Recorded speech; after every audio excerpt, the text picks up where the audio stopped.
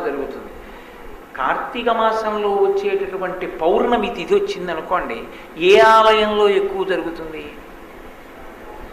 రెండు ఆలయాల్లోనూ సమానంగా జరుగుతుంది. శివాలయాల్లో ఎన్ని దీపాలు పెడతారో విష్ణు ఆలయాల్లో అన్ని దీపాలు పెడతారు. కార్తీక మాసం వచ్చింది అంటే సాయంకాలం ఆకాశ దీపం వెలిగించి ధ్వజస్తంభానికి పైకెత్తుతారు. ఆ పైకెత్తేటటువంటి ఆకాశ దీపం ఏదుందో అది కేవలం శివాలయంలోనో కేవలం విష్ణువాలయంలోనో కాదు, శివాలయంలోనూ విష్ణువాలయంలోనూ కూడా ఆకాశ దీపం పైకెత్తుతారు. కాబట్టి హరిహర భేదం లేనటువంటి స్థితిలో ఉపాసన నడిచేటటువంటి కాలం ఈ మాసం.